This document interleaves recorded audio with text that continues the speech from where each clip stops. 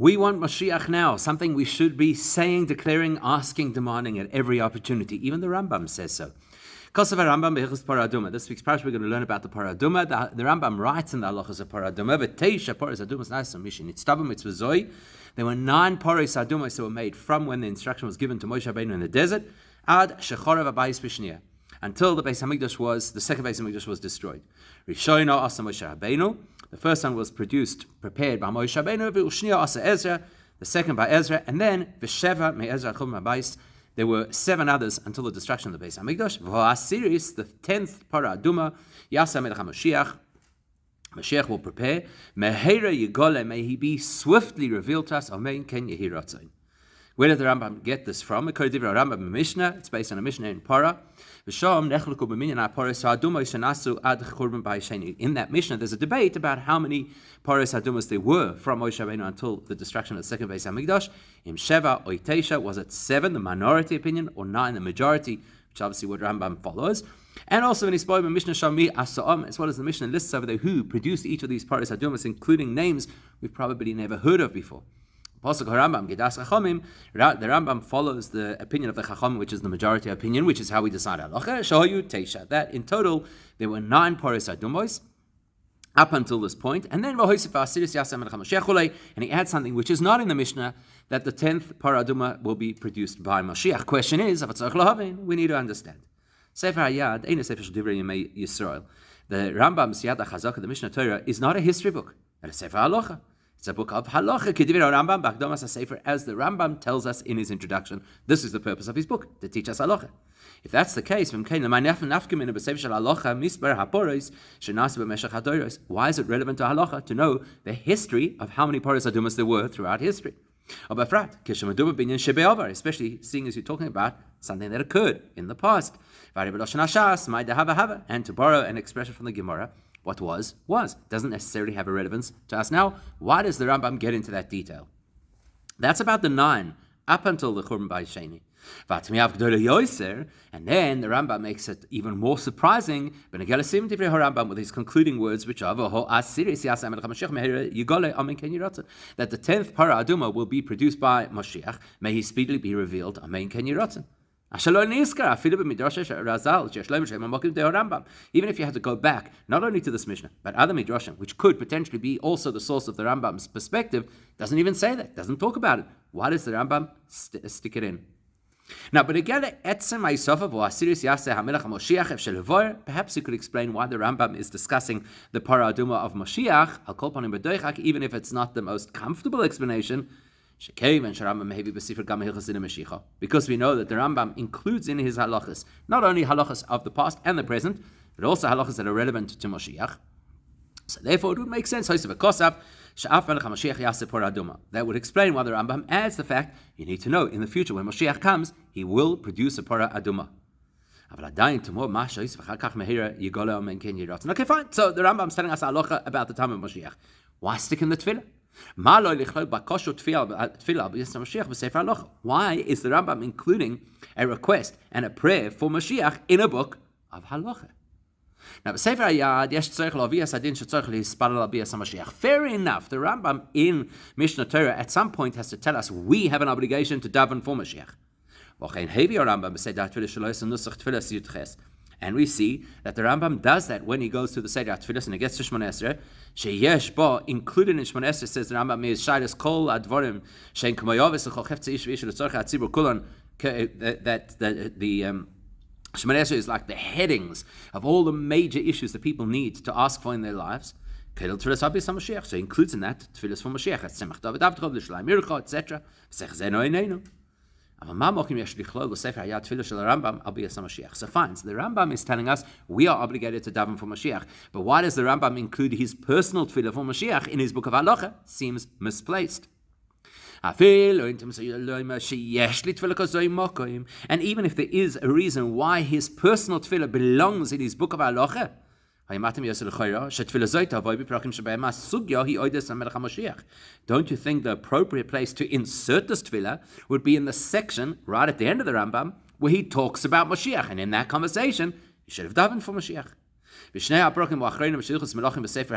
the two final chapters of Hilchos Melachim, which are the two final chapters of his whole compendium of halacha, those are sections that speak about Moshiach, the person, and the time of Moshiach. To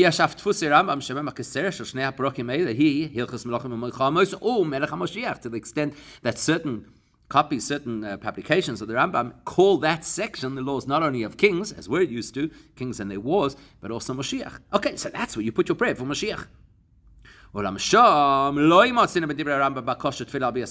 you go to the section about Moshiach, no prayer for Moshiach.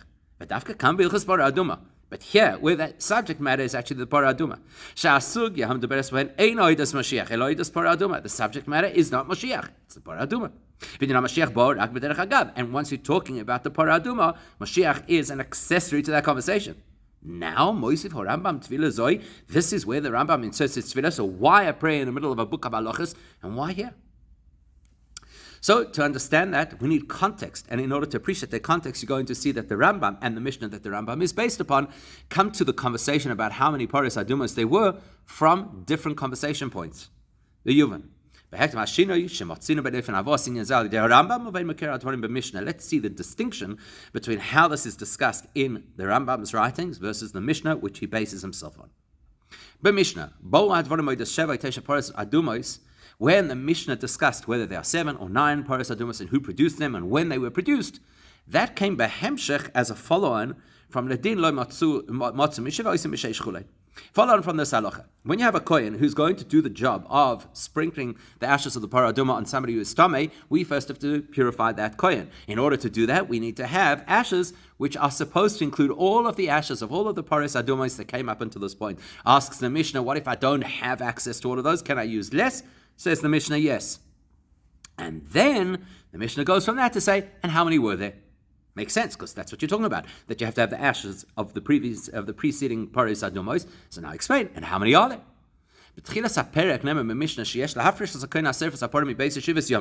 So what's the Mishnah talking about? The kohen who's going to do the parah aduma ritual has to be separated from his family, from his community for 7 days, during which time that you have to sprinkle on him from all the chatois, which means what? From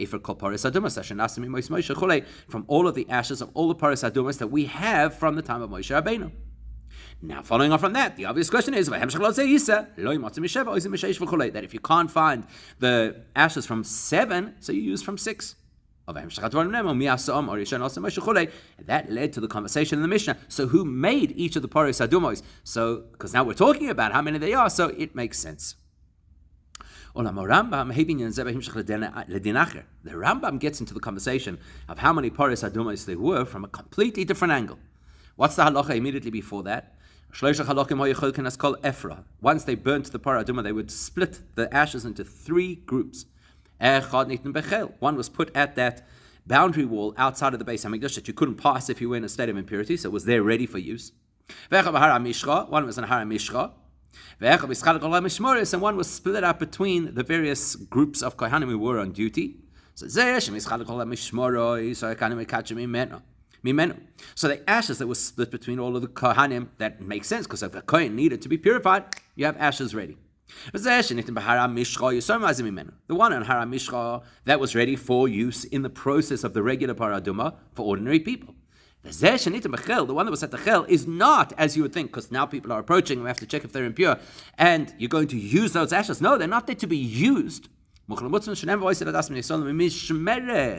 had to be hidden in some kind of a container or locker in that environment. Because you had to always keep ashes of the parah aduma. And every single year, or not every year, every single time they burnt a parah aduma, they would also conceal some of its ashes in this particular place in the chel.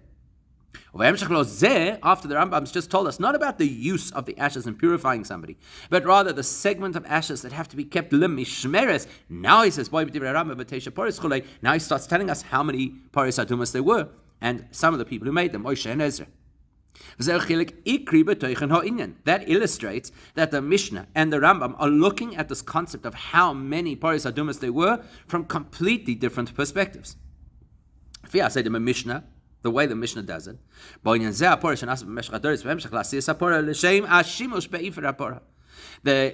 The Mishnah is talking about using the ashes. We need to have ashes of all of the paris adumos to sprinkle on the kohen who's going to now do the ritual. Right? The kohen is going to burn the next cow. He has to be purified with ashes from all the other cows. So that's the hemshech. We need to know how many cows' ashes there are going to be. Whereas the Rambam is saying, no, we're coming from the perspective that you have to have all the ashes of all the paros in some secure location by the chel. This concept of lemishmeres cannot be taken in a non-literal sense. It means, besides the fact that you have to have ash ready for use. But this ash, as its name indicates, is that it should be held in trust, held in a secure environment, not to be used. This ash is not only to fulfill the practicality that if you want to sprinkle ashes of a paraduma, you need to have them, and it's a din miyuchad. This is a unique halacha. That all of the ashes of all the paris adumas have to collectively be held in a secure environment. Even despite, and perhaps if you don't need the ashes to sprinkle, you still need these ashes, the mishmeres. So the Mishnah is talking about ashes that are practical, that are going to be used, and this is lemishmeres. And you might even argue that lemishmeres means it's not a mishmeres unless you have all the ashes there. Whereas for the practical usage of sprinkling, perhaps if you only have some, as the Mishnah indicates, you only have some of the ashes, good enough. So to say that from a different perspective, a deeper perspective, the concept of mishmeres is sheyetomid efer muchon umutzna. That is a requirement that there should always be ash available but hidden. The Reb Sadia Gaon says, that you have to have the para in its burnt form to be kept on a consistent or continuous basis. Obviously, if you're guarding, protecting something, the intention is so that it will last and endure and sustain. That means that this concept of mishmeres is not individual to each of the cows that was produced. So you've got to take one bit of every cow and put it into a jar or whatever you're putting it into and keep it.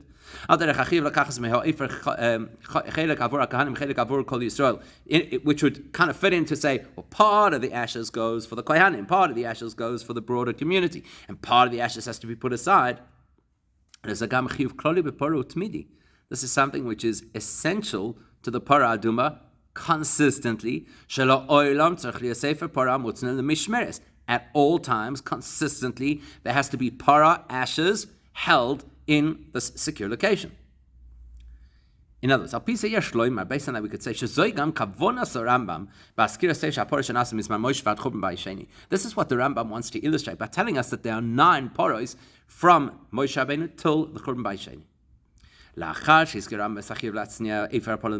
Once the Rambam has defined for us that there is this responsibility to have ashes of a para aduma which are held securely for the long term, Shehuchiv Tmidi Canal, which is an ongoing responsibility of the Kohanim / community. Well, then if it's for always, if it's Tamid, the Rambam is going to strengthen that argument. So you're telling me that there's a requirement to have the ashes of the Paris Adumos consistently. Show me that it happened. Therefore, he quotes or paraphrases from the Mishnah that there were 9 Paris Adumas.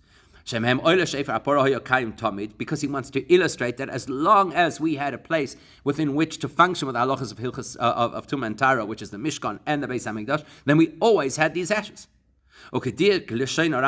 As you can see in the Rambam's language, that there was the ash of the 9, or as he says, there were 9 paras adumas from when the instruction of paraduma was originally given in the desert, till the Churban Bayis Sheni, where there was no longer an immediate need for the ashes. Because he's illustrating to us that at all times that ash was there preserved, because that's a requirement of the Torah, that the ash needs to be preserved. And this is similar, by the way. You can see a similar shita in the Rambam when he talks about the Mishkan and the Beis HaMikdash. Right at the beginning of Hilchos Beis HaBechira, the Rambam tells us about the Mishkan Moshe made. And then all of the evolutions of how the Mishkan progressed. Mishkan Shemid by Gilgal, Mishkan Shiloi, Noiv, Givon, all the various places, the locations where the Mishkan was set up. And he tells us all the history until he gets to tell us that the Beis HaMikdash was built, and then he goes into the halachas. I could ask the same question there as we're asking here. Why is the Rambam telling us history? Surely that's the past. It's not so relevant. What's relevant is the halacha. How does the Beis HaMikdash work? How do you build it? What are the requirements, etc. So in a different sikha, the Rebbe explains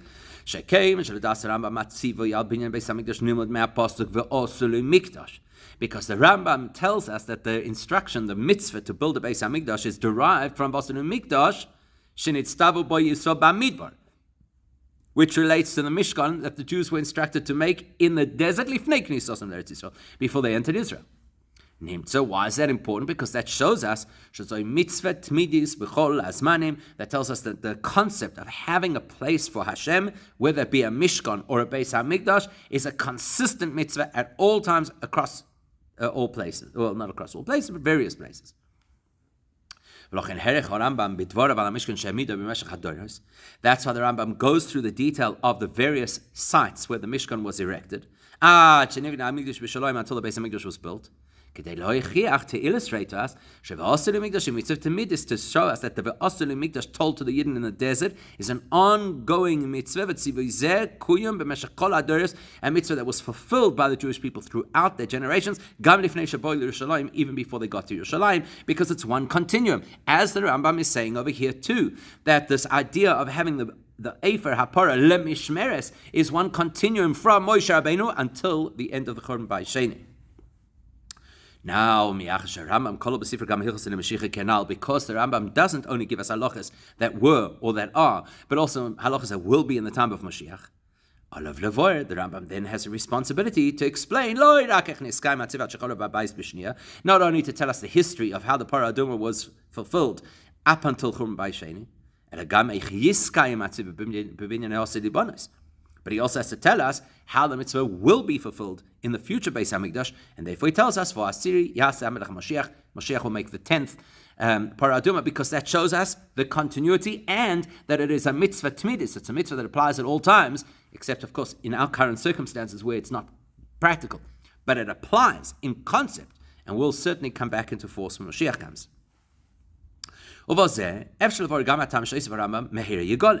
Now that would explain why the Rambam added the words Mehera Yigole. If you're speaking about Moshiach, he should be revealed soon. Well, if we have a chiyuv that we cannot fulfill, then surely there has to be a little bit of an element of Emetz Hashem, we should have the opportunity to fulfill it. Because there is a consistent requirement to have ashes of the Parah Adumah to be, so to speak, guarded.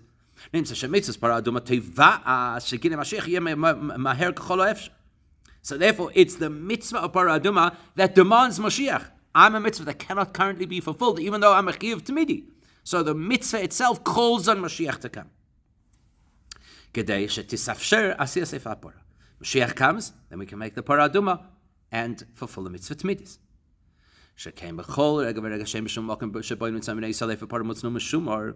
as long as there's a place on earth where there are Jews and there is no ash of the Parah Adumah available, that instruction that there has to always be Efer Parah is not being fulfilled. So if the Rambam is teaching us that there is such a mitzvah Tamidis, which he illustrates by showing there were 9 paras and there will be a one in the future, then naturally it's Mehira Yigole that demands that Moshiach has to come. The only thing is it doesn't fully explain because if you read what the Rambam is saying at face value, it sounds like a prayer for Moshiach, not just a comment that without Moshiach this is an unfulfilled mitzvah. Especially if we consider the Rambam used those words. Amen. So may be Hashem's will. Which takes us back to our original question. Where or why is there a prayer for Moshiach in the middle of an encyclopedia of Jewish law, the Mishnah Torah? Unless, of course, everything, as we know, the Rambam writes in Mishnah Torah is halacha, unless, of course, this is a halacha. The Rambam is clearly indicating a concept in halacha. As we well know, the Rambam was so precise in his language that his way is that he would allude to halachas just in the language choices that he makes, as well as the order in which he presents halachas. Especially if the Rambam introduces a halacha that is not already mentioned in Shas, etc., the Rambam places those things in order to draw our attention to halachas. And so there are three concepts we have to focus on in what the Rambam has done over here. All relevant to halacha. Aleph, Masha Rambam Aleph, the fact that the Rambam inserts a tefillah about Moshiach in a book of halacha, that is a halacha. And the fact that he doesn't put it in the place you'd expect it to be, in Hilchos Mashiach, but only in the halachas of Parah Aduma, there Moshiach is kind of like an accessory, like a sidebar. That is to teach us a concept in halacha. What is he teaching us? We know very well in Hilchos Melachim, the Rambam tells us that the requirement we have to believe in Moshiach is not just to believe. But rather, the Rambam writes, if a person doesn't believe in Moshiach or doesn't await Moshiach in a realistic sense, that's a rejection of the whole Torah and Moshe Rabbeinu. In other words, the Rambam is telling us, it's not good enough just to believe in the general concept of Moshiach. But we have an obligation to anticipate and to wait for Moshiach. If that's true, then we have to conclude that in the same way as the belief in Moshiach has to be a belief that we always have, likewise, the mitzvah to wait and anticipate Moshiach's arrival also has to be a constant mitzvah. In other words, a Jewish person has to constantly wait and anticipate Moshiach. In fact, as we say in our davening, that we wait for your salvation all day long, not just every day. When we say that you wait for Moshiach, the language over here is specific. It's got to be a sensation, a feeling, an emotion that you have. Not some disembodied awareness. How do you get there? You get there when a Yid realizes, I cannot be a complete Yid without Moshiach.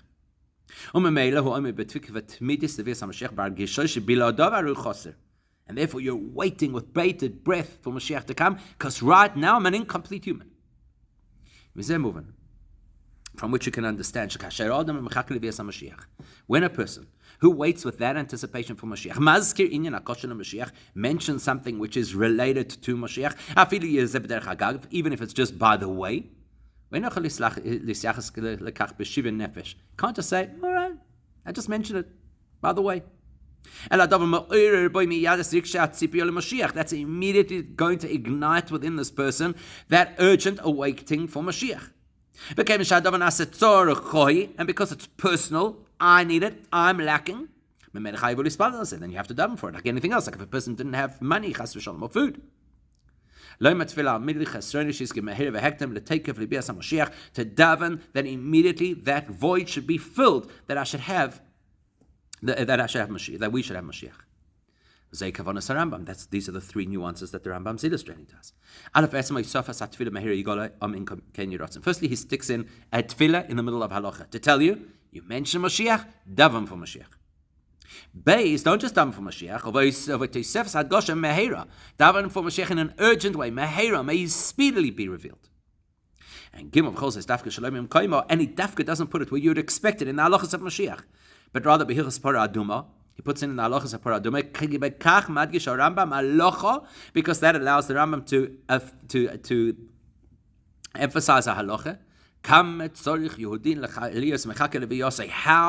a Yid has to wait for Moshiach. To the extent that even if Moshiach is just a sidebar of the conversation, related to a totally different topic, and the first thing that should happen is it should burst out of my mouth. May he come immediately. And now that we've illustrated this point, you can't ask the question, why is this the place where the Rambam did it? Why doesn't the Rambam do it every single time that he mentions Moshiach? Because he's just showed us that when you mention Moshiach, you have to immediately daven for Moshiach to come immediately. So why doesn't the Rambam himself do that in his Mishnah Torah? That's easy to answer. Kikanal, Sifrei Shel Rambam was Sefer Halacha, because this is the Rambam Sefer Halacha. The purpose of this book is to tell us halachas in different topics and different areas of Jewish law. As the Rambam's doing here. The fact that he inserts a prayer is not just to tell us how he behaves. If the Rambam's illustrating how he behaves, then why are you not behaving like this consistently right throughout the whole Mishnah Torah every time there's a sense of Moshiach? This is a teaching moment. He's illustrating the halacha to us. What Rambam personally does, every time he sees the word or something associated with Moshiach, he davens for Moshiach for sure. But he has telling us the halacha. And therefore the Rambam only has to do this once, because halacha only has to be taught once. And by the way, we have a similar thing. Pashas Noach, it says, Noach ish tzaddik, and Rashi says, from here we learn, Zecher tzaddik livrocha, that when you mention a person who's a righteous person, give them a bracha. Okay, so the Torah only does it by Noach. It doesn't do it by Avraham Avinu, by Yaakov Avinu. Well, why not? Because you've taught the principle. Now that you know the principle, we don't have to do it in the book, but people have to learn how to do it in their conduct. So everything in Torah is absolutely precise, and therefore therefore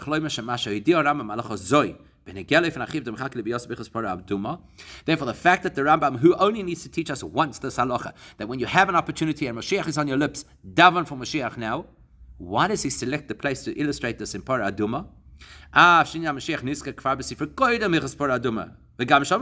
Because the concept of Moshiach is already mentioned, albeit, by the way, in earlier parts of Mishnah Torah. Why? Why here? Because as because there is a core link between Moshiach and the ashes of the Parah Aduma. What does that mean? The whole concept of Golus equates spiritually to the impurity of a dead body. Besides the obvious, which is that today we're all exposed to cemeteries and graves and dead bodies, and so we're all in a state of tumah. And when Moshiach comes, we're all going to need Parah Aduma. Okay, that's the obvious link. But on a spiritual level, that's what Golus means. What causes Golus is our misdeeds. A misdeed means that there is a disruption of our bond with Hashem. And when we have a bond with Hashem, when we have the bond, we're alive. The pasuk says, your bond with Hashem makes you live. A disruption to that bond is a disruption to the truth of life. The whole concept of the ash of the Parah Aduma, which is the facilitator of purifying a person from such tumah, that's that alludes to breaking free of the golus. Purifying ourselves from this disjointed, disconnected reality. And that's, by the way, why the nevuah about Moshiach is that he'll sprinkle holy water or pure water on us in order to purify us. Zirka dafka, sprinkling water, which is the purification process through sprinkling, which is not going into a mikveh, but rather, this is conceptually the idea of sprinkling the water, including the ashes of the Parah Aduma. And that is something that's going to be achieved by Moshiach. Moshiach should come immediately. Of Lashon Rambam, to borrow the expression of the Rambam, Meheira Yigole Amen Ken Yehi Ratzon. May that happen immediately, so should be Hashem's will.